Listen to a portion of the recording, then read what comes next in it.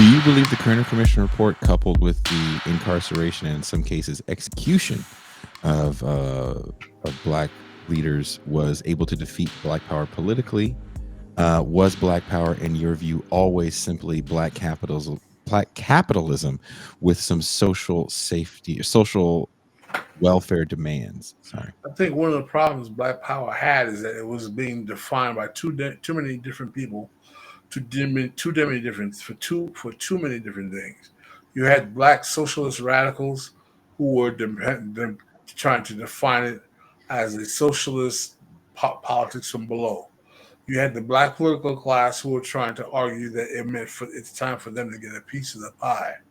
So one of the problems with black politics or black power is that it doesn't clearly define what it actually expresses, what it wants to be, and the ultimate death knell of what will take out the Black Power movement for me is less the current commission or the political crackdown. It's that the black elites at the Gary Convention very quickly find a way to take control of black political direction because the black radicals were not prepared to deal with the class politics of patronage, urban politics of black communities. Mm. Toussaint. Gotta talk money, right? Yeah. You ain't talk about nothing if you ain't talk about money. Now, when we think about this era, we're talking about the late '60s. You know, we're going into the '70s now.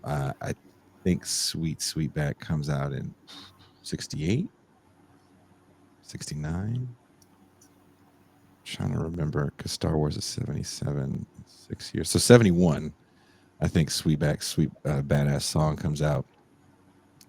And that is a triumph in a lot of people's minds for black people everywhere, because it's a movie where a black man is a quote unquote hero. And, you know, these movies then follow kind of a simple format, an over sexualized, sometimes drug dealing, sometimes pimping, sometimes all of the above black guy has to defeat Whitey. He's got to get Whitey. Wasn't it also celebrated because the director's black? Not all of them. Not all of them, but that one. Yes. And he actually made art films before that didn't do very well. Not surprised. But, you know, I think Adolf was at the premiere or one of the screenings of Sweetback and did not like it at all. Whoa. At all. Like, what is your opinion of Sweetback, Pascal? I haven't seen it in a long time. Like 20 years. I mean, when any of these movies, The Mac, Superfly, Coffee, Black Caesar, Blackula, Black Frankenstein. What's another one? There was a period of time in the 90s I used to collect all of these movies. Yeah, I mean, they're kind of these almost cultural icons, but they're still revered in a way that they were a little more controversial, especially by the time we get to Superfly. Maybe not Shaft as much, because Shaft is like a cop or a detective, I forget. But he's on the right side of the law. That was originally written for a white person with a white director, and that director got fired, replaced with Gordon Parks, I believe, and then Richard Roundtree is cast as Shaft because of the money that was made off Sweetback's Badass Song. Hollywood is going through a time right now where the major studios are literally selling off their lots. That's why you have all these hippies living in old Hollywood lots like the Manson family. They couldn't afford them anymore because these movies, these big blockbuster movies that they invested lots of money in, were failing. Television is becoming more popular, and in the late 40s, major studios lost a antitrust lawsuit where studios used to own movie theaters so they could control what people saw. Right. So there's white flight in these urban areas where there's movie theaters. You can play these black movies, and there's a burgeoning black middle class in the beginning of the 70s that have money and we want to spend it. And here you go. We have movies for you that don't cost a lot of money to make. Because this is also before special effects. This is before the militarization of police, so we don't need to see big gunfights. We don't need to see westerns anymore, so we don't need sets like that. We can use the urban environment around us and do some guerrilla shooting, because you do have so many empty buildings in these urban enclaves, especially in New York and LA.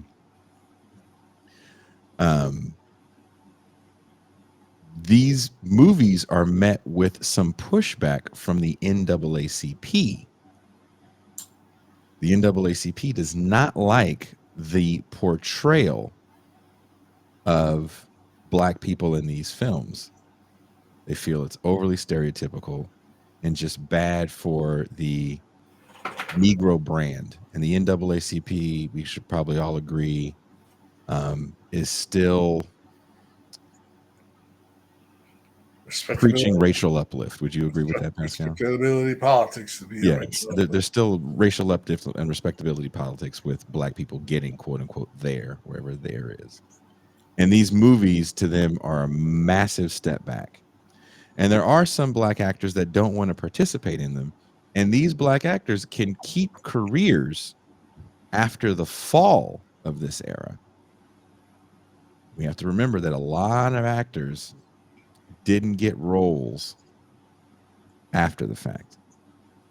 Do you think there was a blackballing by the NAACP, guys? I think that the politics of the political economy of Hollywood just made these actors superfluous, and that Hollywood realized it could make better movies and better money with new types of films. You had Star Wars, you had, new types of films that can appeal to people's taste buds. And also by the tail end of the 70s, that kind of black nationalism cultural portrayal becomes less popular in black community. Toussaint? I have a question for Pascal. Bless you. Since you were at the filming of the first Soul Train episode. Did young Pascal have any sense of black people being pacified by this? Did I have any sense of what? Hold on. Get all your sneezes out. Get all your sneezes out. Get them all out. Jesus. Get all the sneezes out. You ready? He said he sneezed. He did. All right. Are you ready? Yeah, I'm ready. Okay. You want to ask that question again? Did young Pascal have any sense of black people being pacified by all of this? No, this is stuff that comes about when I do adult reading. I mean, you don't come into this just as a young person, watching, Fat Albert on a cartoon show, just like, yeah, you see, this is the way that they pacify us. No, this is something you develop in your political reading when you get out of the bubble of buying the traditional narratives of black popular culture, and you start reading alternative stuff. Did you feel differently towards that media after you did your reading? I started to feel somewhat different towards it. Somewhat, yeah. Yeah. In what way? I started to really I looked at it as a tool. I would say that I would look at it as the same way as someone who was a fan of the Chitlet Circuit depictions of the 40s and 30s, and how they feel when they start to see like Harry Belafonte and Sidney Poitier in like the 50s and 60s. They're like, oh, this is a whole different. So something sparks in their mind. I mean, even though there are problems with Belafonte and, Sydney still, this is going to spark in their mind. They're like, oh, we got to evolve away from, you know, that other stuff that we had before. What's interesting to me is that before this kind of outburst of independent cinema, Hollywood is going, I wouldn't say, there's like the Maverick director moment that's happening around the same time, right? And some of these directors are kind of riding that wave as well. And as Hollywood needs these cheap movies to make money, some of them don't make money. Actually, the majority of them don't make money. But what happens is the few that did make money, there was enough money to make what later becomes the blockbuster. Like Jaws, I think, might be the first big blockbuster. Then you get Star Wars and Close Encounters and all these just super large films. And you just don't need this cinema anymore. But independent film companies over the last, I don't know how many years it's been, maybe 15 or so years, 20 years, there's a whole niche market again of this super stereotypical black cinema. We joke about it with the Tubi movies, but even before Tubi even existed, these movies existed. You can say Tyler Perry is the gateway, maybe, but I don't think much has changed in stereotypical black cinema. What say you guys? I think you're absolutely correct. I think that there's always some attempt to paint this kind of this base image of black life because people believe that that's the only thing that's going to sell. Spencer Leonard said, was Spike Lee trying to save this phenomenon? No, I actually think quite the opposite. I believe Spike Lee hated with a passion these movies.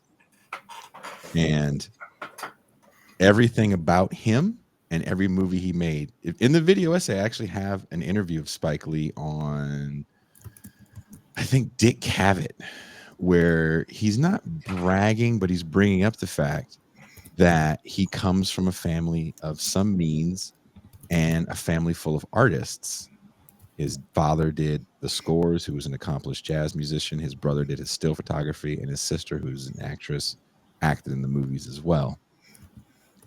And he's part of a movement of a new Brooklyn Renaissance. I don't want to say Harlem because don't they come out of the Brooklyn area, Pascal?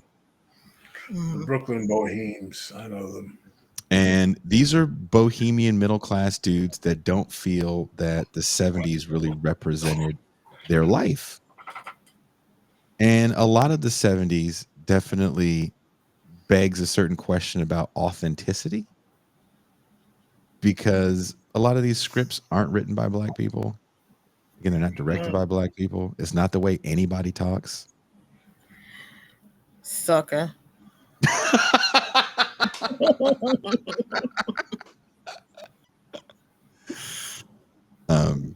And it gets worse by the time it gets to television. We're just talking about the movies.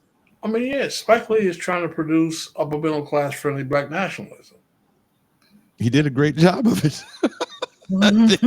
Bingo. He wins. I think me and Teray had a clip somewhere that Spike Lee killed the super nigga. Like that was his whole job. Him and Bill Cosby, I think, really wanted to kill this stereotype, and they do a great job. The 70s television production is an offshoot of a lot of these films that became popular. Like Cooley High is just what's happening. Will we all agree on that? No. Yeah, that's true. Toussaint disagrees.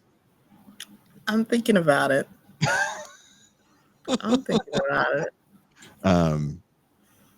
That's My Mama is kind of a derivative of some of these shows as well.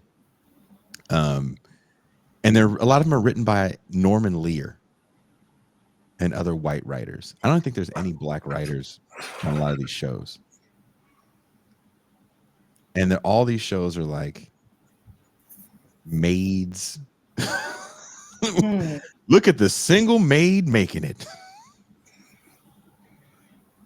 or Good Times, where for some reason Good Times is this one income family where no one has a job. Like, when did James ever have a consistent job on Good Times? Temporary layoff. Good time. Pascal, do you know that we found out what the line is in Good Times, by the way? Side note. You know how there's that one line where it sounds like hanging in the child line. You know that line? Yeah, that's not what it is. No. Hanging in a jawlin, what it is? Yep, hanging and a jiving. Oh. So That's what the community needs. It's so much better than the chow line. Whatever that Do you is. think? I felt like the chow line is a better line than hanging and a jiving. No, What is a hanging chow and a line? jiving sounds like everybody in that show is Jimmy Walker's painting. That painting in the show that Yes. Paintings are awesome. everything is hanging in a jive. But let's see, there's Good Times. There's That's My Mama. What's another Black 70s? The Jeffersons, which is like late 70s, early 80s, continues into the mid 80s, which is a spinoff of Archie Bunker. All in the family. Look, it's called Archie Bunker, goddamn it. Turn on Archie Bunker. Yeah, I don't give a fuck what Meathead has to say.